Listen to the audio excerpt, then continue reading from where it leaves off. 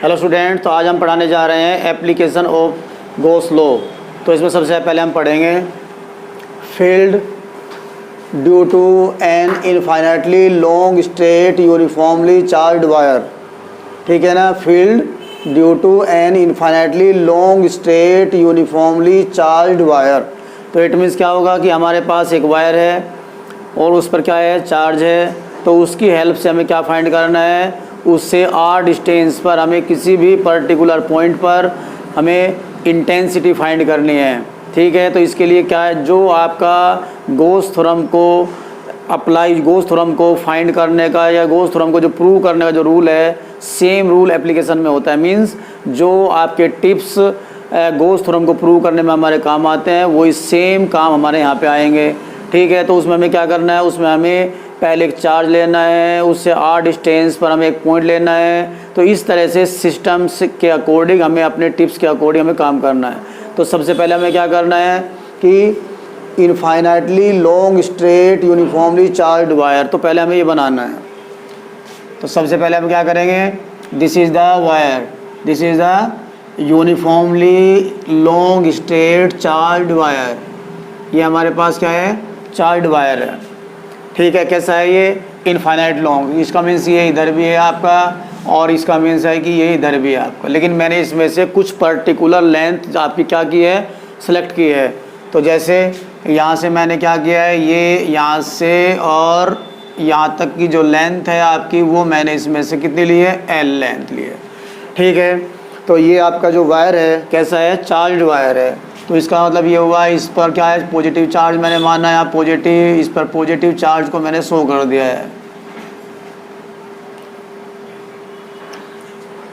Positive charge show हो गया है। तो इसका अब क्या करना है, मुझे चार्ज से आर डिस्टेंस पर मुझे किसी भी पर्टिकुलर पॉइंट पर इंटेंसिटी की वैल्यू फाइंड करनी है। तो यहाँ से अब देखिए, चार्ज से आर डिस्टेंस पर, आर डिस्टेंस पर हमने एक पर्टिकुलर पॉइंट लिया है। ठीक है, बिल्कुल सिस्टम मतलब टिप्स वही रहेंगे आपके जो गॉस थ्योरम को एक तरह से फाइंड करने के होते हैं। तो यहाँ पे पी पॉइंट मैंने माना है, ये पी पॉइंट हुआ। अब क्या करना है, अराउंड द पी एक स्मॉल एरिया लेना है, अराउंड द पी एक स्मॉल एरिया लेना है। ये हमने स्मॉल एरिया लिया है। ठीक है, स्मॉल एरिया लिया मैंने। अब क्या करना है, स्मॉल एरिया पर एरिया वेक्टर फाइंड करना है, मतलब एरिया वेक्टर शो करना है। पहले स्मॉल एरिया लेना है, तो स्मॉल एरिया लिखें। तो स्मॉल एरिया लिखा मैंने, डी ए, स्मॉल एरिया। फिर क्या करना है, उसके बाद एरिया वेक्टर शो करना है। आपको पता है area vector is the normal to the surface.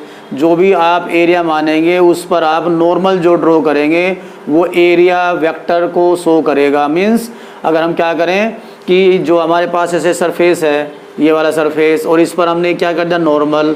तो जो नॉर्मल है, ठीक है ना, ये नॉर्मल इस सरफेस पर जो नॉर्मल है आउटसाइडर, ये हमारा एरिया वेक्टर को शो करेगा। तो इसका मतलब ये हुआ, तो यहाँ पे ये हुआ area vector D A vector, ये वेक्टर को शो करेगा। अब जो हमने क्या लिया है, हमने लिया है यहाँ पे स्मॉल एरिया। इस एरिया के किसी भी पर्टिकुलर पॉइंट पर मुझे इंटेंसिटी डायरेक्शन शो करनी है। तो अब क्या है यहाँ पे, पॉजिटिव चार्ज। तो due to positive charge the direction of the intensity क्या होता है, away from the positive charge. तो आपने क्या लिया है, आपने लिया है पॉजिटिव चार्ज, और इसकी हेल्प से आप यहाँ पे क्या करेंगे, डायरेक्शन शो करेंगे इंटेंसिटी की। तो क्या होगा, away from the positive charge. तो यहाँ पे चार्ज से away from the positive charge, ये हो जाएगी आपकी, ये हो जाएगा इंटेंसिटी की डायरेक्शन हो गई। अब इसके बाद क्या करते हैं, फिर हमें लेना होता है गॉसियन सरफेस। और ये मैंने ऑलरेडी बता रखा आपको जब गॉस थ्योरम हमने प्रूव की थी। तो गॉसियन सरफेस क्या है, Gaussian surface is the imaginary surface और passing from the given small area. जो आपने स्मॉल एरिया माना है उस एरिया से पास होनी चाहिए। और दूसरी बात क्या है इसमें, कि जो आपके पास चार्ज है वो चार्ज आपका गॉसियन जो आपके पास सरफेस है उस सरफेस पर या उसके अंदर आना चाहिए। अब यहाँ पे सिंपल सी बात देखिए, देखो यहाँ पे ये आपके पास एक तरह से वायर है सपोज। अब इससे आर डिस्टेंस पर यहाँ पे आपने पॉइंट मानना, ठीक है, यहाँ पे आपने स्मॉल एरिया माना। अब यहाँ से गॉसियन सरफेस हम पास करते हैं जिससे ये जो चार्ज है ये गॉसियन सरफेस के अंदर आ जाए और जो ये वाला जो एरिया है ये एरिया भी सरफेस पर आ जाए। तो इसे कैसे हम मतलब शो कर सकते हैं, देखो अब यहाँ से मैं देखो फिंगर को ऐसे चलाता हूँ, ऐसे चलाता हूँ तो ऐसे देखो ऐसे कर देता हूँ, देखो अब ध्यान से देखना। तो ये फिंगर ऐसे घूम रही है मेरी, तो देखो जो ये चार्ज है ये वाला जो चार्ज है देखो ये जो मेरी फिंगर जो रोटेट हो रही है, रोटेट होने के बाद जो सरफेस बना रही है उस सरफेस के अंदर आपका जो मार्कर है वो आ गया। और मार्कर क्या है, लेंथ, लेंथ पे क्या है चार्ज। तो इसका सेंस क्या निकला कि जो फिंगर आप रोटेट कर रहे हैं उसे जो सरफेस बनी उसके अंदर चार्ज आ गया। और जो यहाँ पे स्मॉल एरिया आपने माना है देखो वो स्मॉल एरिया भी आपके गॉसियन सरफेस पे आ गया। तो इसका सेंस क्या निकला कि जो स्मॉल एरिया है वो गॉसियन सरफेस पे आना चाहिए। और दूसरी बात क्या है कि जो चार्ज आपको दिया है वो आपका गॉसियन सरफेस के अंदर आना चाहिए या गॉसियन सरफेस पे होना चाहिए, ये आपको देखना है। तो अब मैंने जो आपको ये टेक्निकली आपको बताया कि जो आप फिंगर रोटेट करा रहे हैं उससे जो सरफेस बनी वो कैसी बनी। अगर मैं इसके बाद यहाँ पॉइंट लेता हूँ ऐसे बना तो सर्कल बनता है, यहाँ पॉइंट लेता हूँ फिर यहाँ लेता हूँ तो सर्कल बनता है। और सभी सर्कल को अगर ज्वाइन करूँ क्या बन जाता है, सिलेंड्रिकल सरफेस। देखो ऐसे यहाँ पॉइंट लिया इसको रोटेट करा तो सर्कल, यहाँ पॉइंट लिया रोटेट करा तो सर्कल, यहाँ पॉइंट लिया रोटेट करा तो सर्कल। तो ये भी सर्कल, ये भी सर्कल, ये भी सर्कल, ये भी सर्कल। तो पूरी सरफेस कैसी बन गई, पूरी सरफेस बन गई आपकी सिलेंड्रिकल सरफेस बन गई। तो ये यहाँ पे जो आपके पास जो चार्ज वायर है इसकी हेल्प से आर डिस्टेंस पर जहाँ पर भी आप इंटेंसिटी फाइंड करेंगे उस पॉइंट से पास होती हुई जो गॉसियन सरफेस आपने बनाई है उसकी सरफेस, उसकी शेप कैसी बनी, उसकी शेप बनी आपकी कैसी बनी, सिलेंड्रिकल सरफेस। तो यहाँ गॉसियन सरफेस जो है वो सिलेंड्रिकल सरफेस है। तो उसको हम यहाँ पे नोट वो कर देते हैं, शो कर देते हैं। देखो ये आपकी गॉसियन सरफेस,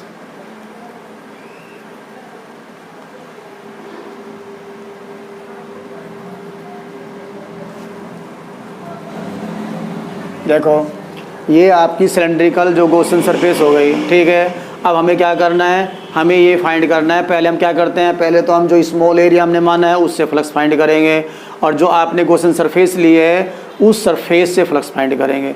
अब यहाँ पे जो सरफेस है इसमें आपको देखना पड़ता है कि सरफेस जो बनी वो जो आपने सरफेस बनाई सिलेंड्रिकल बनाई। अगर सिलेंड्रिकल को नॉर्मल देखें तो उसमें कितने हिस्से होते हैं, उसमें देखो जैसे ये सिलेंडर है आपका, देखो ये सिलेंडर हुआ, ये आपके पास सिलेंडर है, ये आपके पास सिलेंडर है। तो देखो इसमें देखो एक तो ये सरफेस ये हो गई, ये कर्व सरफेस हो गई, एक सरफेस आपकी ये हो गई और एक सरफेस आपकी ये हो गई, तो 3 सरफेस हुई। तो आपको ये देखना है कि एवरी सरफेस से फ्लक्स पास हो रहा है नहीं हो रहा है। तो आपको क्या करना है, एवरी सरफेस का फ्लक्स फाइंड करना है, इसका फ्लक्स फाइंड करना है, इसका भी फ्लक्स फाइंड करना है, इसका भी फ्लक्स फाइंड करना है और तीनों को फिर ऐड करना है, तब टोटल फ्लक्स निकलेगा। तो आपको देखना है किस सरफेस से आपकी लाइन जाएंगी, किस से नहीं जाएंगी, जाएंगी तो क्यों जाएंगी, नहीं जाएंगी तो क्यों नहीं जाएंगी, ये आपको थोड़ा ध्यान देना है। तो यहाँ पे 3 सरफेस बना है, this is the curve surface और this is the plane surface, this is the plane surface. तो आपको देखना है इससे लाइन जाएगी क्या, इससे लाइन जाएगी क्या, इससे लाइन जाएगी क्या। तो आप नॉर्मली देख रहे हैं कि यहाँ से लाइन निकली और ये चली गई ऐसे, तो इसका मतलब ये हुआ जो कर्व सरफेस है उससे लाइन जाएगी और जो ये वाला सरफेस है इससे लाइन नहीं जाएगी। क्यों, क्योंकि ये जो आपका वायर है वो इनफाइनाइटली लॉन्ग है और थिन वायर है। और थिन वायर है तो क्या होगा, देखो ध्यान से देखना, सिंपल सी, अगर ये वाला जो पोर्शन है ये वेरी वेरी थिन होता तो ये वाले जो टिप है इधर वाला एरिया इस पर चार्ज नहीं होता। और जब इस पर चार्ज नहीं है तो इससे लाइन इधर नहीं जाएंगी, तो इस पर चार्ज नहीं मानेगी क्योंकि ये थिन है। तो यहाँ पे जो एरिया बनेगा वो वेरी वेरी स्मॉल बनेगा, नेग्लिजिबल बनेगा। तो उस पर चार्ज को नेग्लिजिबल मानेंगे तो इससे लाइन निकल के इधर नहीं जाएंगी।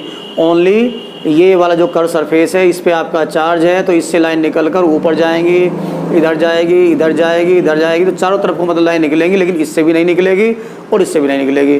तो ये तो प्रैक्टिकली हम सोच रहे हैं नहीं निकलेगी, लेकिन हमें थ्योरेटिकल भी बताना होता है क्यों नहीं निकलेगी, क्या रीज़न है, कैसे मतलब जो है 0 आएगा आंसर, नहीं आएगा, तो हमें थ्योरेटिकल भी लेना होता है।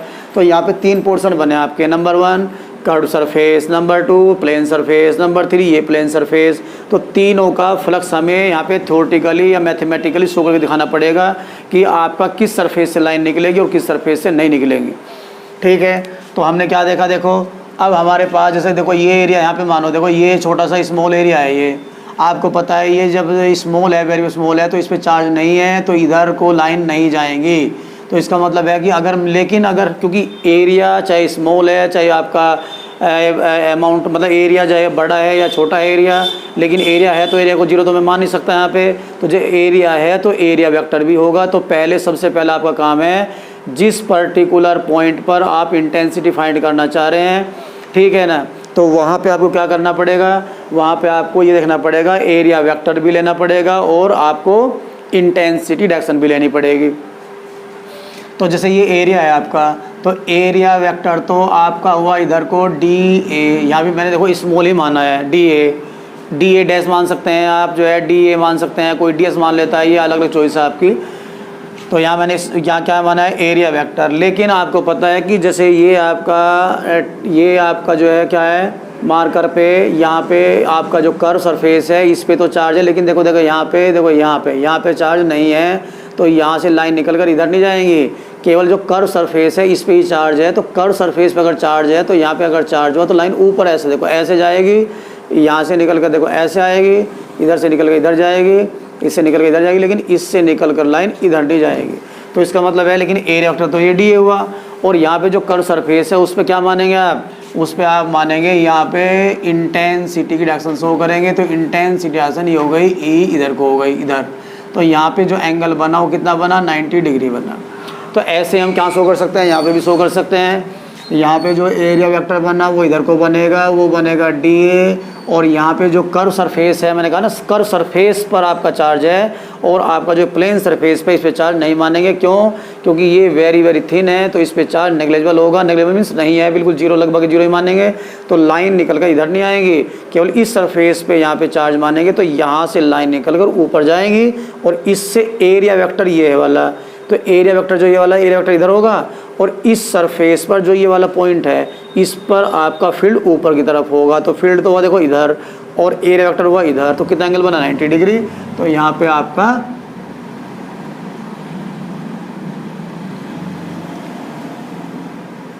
ये बना 90 डिग्री।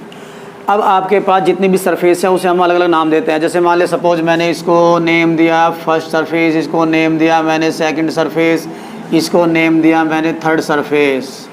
तो मैंने क्या बताया आपको, जो गॉस थ्योरम के अकॉर्डिंग जो टोटल चार्ज होता है, ठीक है ना, जो टोटल फ्लक्स होता है वो आपको जितने भी सरफेस है सबका फ्लक्स अलग अलग निकाल करके उनको ऐड करना है, उनको ऐड करके गॉस थ्योरम के अकॉर्डिंग फिर उसको पुट करना है। तो गॉस थ्योरम क्या है पहले ही देख लीजिए। तो गॉस थ्योरम क्या है, इसको मैं देखो यहाँ पे देखा शो करता हूँ। यहाँ पे ये आपका ई, ठीक है ना, डॉट डी ए और is equal to Q upon epsilon naught, और यहाँ पे कितना है एनक्लोज्ड। ये आपका है, ये पूरा फॉर्मूला है कंप्लीट आप। तो यहाँ पे जो क्यू है वो टोटल चार्ज है, ये एप्सिलॉन नॉट है, ई डॉट डी ए। तो यहाँ पे देखो मैंने लिया है ये क्लोज किया है। तो क्लोज का मतलब है जितना भी फ्लक्स होगा वो आपका इसके अंडर में आएगा। तो आपको कैसे लिखना है आप देखना है। तो इसके प्लेस पे क्या लिखना है आपको, देखो लिखना है यहाँ पे लिखना है आपको फर्स्ट सरफेस के लिए लिया मैंने। तो यहाँ पे क्या लगाना है, ई डॉट डी ए। अगर आप थोड़ा सा इसमें डिफरेंट करना चाहें तो वो भी कर सकते हैं आप। जो जैसे मैंने यहाँ पे माना डी ए, तो यहाँ पे आप 1 मान सकते हैं, यहाँ पे आप 2 मान सकते हैं, ये भी आपकी चॉइस है, ठीक है। तो यहाँ पे मैंने कितना माना फर्स्ट सरफेस के लिए। फिर क्या माना है मैंने यहाँ पे माना मैंने ई, ये आगे होगा सेकंड सरफेस के लिए, ठीक है ना। यहाँ पे हुआ ई डॉट डी ए 1, फिर प्लस होगा किसके लिए, यहाँ पे आप लेंगे थर्ड सरफेस के लिए। तो कितना होगा थर्ड सरफेस के लिए, कितना होगा, यहाँ पे हुआ आपका ई डॉट डी ए 2 और इक्वल टू कितना है क्यू अपॉन एप्सिलॉन नॉट। तो इसका मतलब ये हुआ कि देखो इसके प्लेस पर मुझे टोटल फ्लक्स लिखना है। तो टोटल फ्लक्स कैसे होगा, मेरे पास 3 सरफेस हैं तो मुझे तीनों का ही फ्लक्स लिखना पड़ेगा, फर्स्ट सेकंड थर्ड। और ये फिर ये क्यू अपॉन एप्सिलॉन नॉट के बराबर इक्वल होगा, क्योंकि यहाँ पे क्यू का मतलब है टोटल चार्ज और ये एप्सिलॉन नॉट आप जानते हैं। अब इसकी वैल्यू पुट करके देखते हैं। देखो यहाँ पे कितना है ई डॉट, ये मैंने इंटीग्रेशन किया। इंटीग्रेशन का मतलब होता है कि जो भी आप सरफेस ले रहे हैं वो पूरा सरफेस लेंगे। मतलब जैसे फर्स्ट लिया मैंने, तो फर्स्ट सरफेस कौन सा है, ये है कर्व। तो इसमें पूरा कर्व आया, कंप्लीट कर्व आ जाएगा, क्योंकि इंटीग्रेशन का मतलब है कंप्लीट कर्व आ गया। और यहाँ पे क्या है ई डॉट, ये सेकंड, तो इसमें सेकंड वाला सरफेस कंप्लीट आ गया। इसमें थर्ड वाला सरफेस कंप्लीट आ गया। वो first surface, second surface, third surface को मिला क्या बना, सिलेंडर बना। और सिलेंडर क्या है, पूरा एक क्लोज हुआ, ठीक है ना। तो क्लोज के लिए ये आपका क्लोज हुआ, तो इसको इसके लिए 3 आएंगे, लेकिन यहाँ पर क्लोज नहीं लगेगा, ध्यान रखना है। क्लोज कब लगाता हूँ मैं, जब आप टोटल एरिया, टोटल सरफेस लेते हैं। तो टोटल में कितना है, तीनों, 1 2 3, और तीनों का वैल्यू ये है। तो इसके प्लेस पर आप ये लिख सकते हैं। अब आप ही वैल्यू पुट करिए इनकी। तो यहाँ पे कितना आएगा, फर्स्ट के लिए कितना आएगा, ई डी ए कोस 0 प्लस यहाँ पे कितना आएगा, सेकंड के लिए ई डी ए 1 कोस 90 प्लस कितना आएगा, third E D A 2 cos 90 is equal to कितना है, क्यू अपॉन एप्सिलॉन नॉट। ठीक है, तो यहाँ पे कितना आया, यहाँ पे देखना, ये तो फर्स्ट के लिए कितना आया, यहाँ पे फर्स्ट के लिए यहाँ पे आ जाएगा आपका ई डी ए कोस 0 की वैल्यू कितनी होती है, 1, और प्लस यहाँ पे कितना है, 0 प्लस कितना है, 0 इज इक्वल टू कितना है, क्यू अपॉन एप्सिलॉन नॉट। तो कितना आंसर बना, तो यहाँ पे बन गया, ये फर्स्ट के लिए ओनली बन गया ई, आपका जो कर्व सरफेस है उसके एवरी पॉइंट पर ई की वैल्यू सेम है। क्यों, क्योंकि जितनी डिस्टेंस पे ये वाला पॉइंट है, यहाँ से उतनी डिस्टेंस पे ये पॉइंट होगा, यहाँ से उतनी डिस्टेंस पे ये पॉइंट होगा, तो सेम डिस्टेंस है, तो इसका मतलब है इलेक्ट्रिक इंटेंसिटी की वैल्यू भी सेम होगी। तो ये कांस्टेंट हुआ, तो यहाँ बच गया डी ए, और डी ए फर्स्ट के लिए लिया मैंने, तो इंटीग्रेशन लगा हुआ है, तो इसका मतलब है कि डी ए का मतलब है एरिया, और फर्स्ट के लिए लगा हुआ है और इंटीग्रेशन भी लगा हुआ है। तो इसका मतलब क्या हुआ कि जो आपका फर्स्ट सरफेस है उसका टोटल एरिया आएगा। तो टोटल एरिया आएगा, तो यहाँ पे कितना लिखेंगे, is equal to Q upon epsilon naught. और इस टोटल एरिया का मतलब क्या है, ये कैसा सरफेस है आपके पास, ये है सिलेंड्रिकल सरफेस, और सिलेंड्रिकल सरफेस का जो सिलेंड्रिकल कर्व्ड सरफेस, इसका टोटल एरिया कितना होता है, 2 पाई आर एच होता है। तो एच के प्लेस में क्या लिखेंगे यहाँ पे, एल। तो आंसर कितना है, 2 पाई आर एल। तो यहाँ पे है 2 pi r L is equal to Q upon epsilon naught. ठीक है, तो मुझे क्या निकालना है, इंटेंसिटी। तो इंटेंसिटी की वैल्यू आ गई E is equal to Q upon 2 pi epsilon naught R L. ठीक है, और आप यहाँ पे देख रहे हैं, देखो लिखा है Q अपॉन एल, ठीक है ना। Q अपॉन जो L होता है, ये होता है लीनियर चार्ज डेंसिटी। तो इसको हम E इज इक्वल टू क्या लिख सकते हैं, lambda upon 2 pi epsilon naught R, ये लिख सकते हैं हम। क्योंकि यहाँ पे क्या लिखा मैंने, Q अपॉन L को हम कहते हैं लैम्डा, और लैम्डा क्या है यहाँ पे, लीनियर चार्ज डेंसिटी। क्या आ गया आपका। और इसे अगर वेक्टर फॉर्म में लिखना चाहें तो आपको ऐसे लिख सकते हैं, E is equal to lambda upon 2 pi epsilon naught R, और इनटू में आएगा आर कैप। क्योंकि आपको ये नॉलेज होनी चाहिए कि अगर आपको कोई अमाउंट दिया गया है, तो जिस साइड में वो अमाउंट दिया गया है उसी साइड के यूनिट वेक्टर से अगर मल्टीप्लाई कर दें तो वो जो अमाउंट है वो वेक्टर बन जाता है। तो इसका मतलब है, जैसे हम नॉर्मली हम अपने पहले उसमें पढ़ा हुआ 11th में, अगर एक्स एक्सिस पर कोई काम कर रहा है या एक्स एक्सिस पर डिस्प्लेसमेंट 2 हुआ, आपको बनाना है वेक्टर, तो क्या लिखेंगे, 2 आई कैप, क्योंकि एक्स एक्सिस के यूनिट वेक्टर से मल्टीप्लाई कर देंगे। तो ये इंटेंसिटी किधर है, देखो ये आर क्या है यहाँ पे, आर यहाँ पे है आपका जो वायर है उससे आर डिस्टेंस है, इसे आप रेडियल लाइन भी कह सकते हैं नॉर्मली, ठीक है ना। तो इसका मतलब क्या हुआ, आर के जो एलोंग, आर के एलोंग कौन हुआ, इलेक्ट्रिक फील्ड हुआ। तो आर के एलोंग जो यूनिट वेक्टर बनेगा उससे मल्टीप्लाई कर देंगे तो ये वेक्टर बन जाएगा। तो ये है अमाउंट, मतलब वैल्यू निकाली मैंने और इसमें यूनिट वेक्टर से मल्टीप्लाई कर दी, तो ये क्या बन गया, वेक्टर बन गया आपका।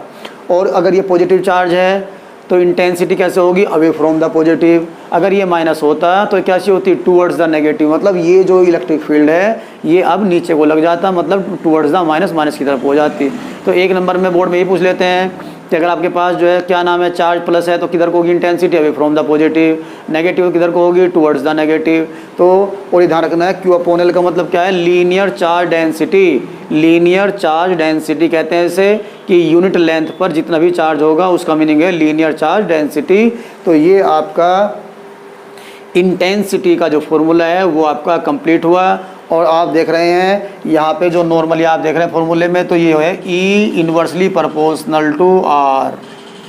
इसका मतलब ये हुआ जैसे जैसे आप डिस्टेंस बढ़ाएंगे, डिस्टेंस को आप बढ़ाएंगे मतलब इंक्रीज़ करेंगे, तो वैसे वैसे आपकी इंटेंसिटी की वैल्यू कम होगी। तो कभी कभी इसमें ग्राफ भी बनाने के लिए आ जाता है। तो ग्राफ कैसा बनेगा, ग्राफ बनेगा आपका ऐसे बनेगा। तो ये आपका कितना हुआ, ये आपका आर हुआ और ये आपका कितना हुआ, ई हुआ। तो आर बढ़ेगा तो ई आपका कम हो जाएगा। तो ये आपका क्वेश्चन आता है, इस पर न्यूमेरिकल भी आ सकता है, ये प्रूव करने के लिए भी आ सकता है, ठीक है। और इस पर ये छोटा सा 1 नंबर के लिए डायग्राम भी आ सकता है, ठीक है। तो ये ध्यान रखना होता है कि कैसे कैसे हम सरफेस लेंगे, कौन सी हमारी क्वेश्चन सरफेस बनेगी, किससे फ्लक्स निकलेगा, किससे नहीं निकलेगा, कैसे वेक्टर फॉर्म का फॉर्मूला बनेगा, कैसे हमारा मैग्नीट्यूड वाला फॉर्मूला बनेगा, ठीक है ना, कैसे हमारा जो है कोई भी ग्राफ बनेगा, इंटेंसिटी रिएक्शन किधर को होगी, पॉजिटिव चार्ज लेंगे तो किधर होगी, नेगेटिव लेंगे तो किधर होगी। तो इससे रिलेटेड छोटे छोटे क्वेश्चन कंसेप्चुअल टाइप पूछे जाते हैं। तो this is the most important topic और this is the application of the Gauss law. ये ध्यान रखना है, application of the Gauss law very very important for the board exam. Means कि आपका जो फर्स्ट चैप्टर है उसमें डायपोल से रिलेटेड और उसमें गॉस लॉ से रिलेटेड कोई ना कोई क्वेश्चन आपका बोर्ड में आता है। तो ये आपका कंप्लीट हुआ। थैंक्स।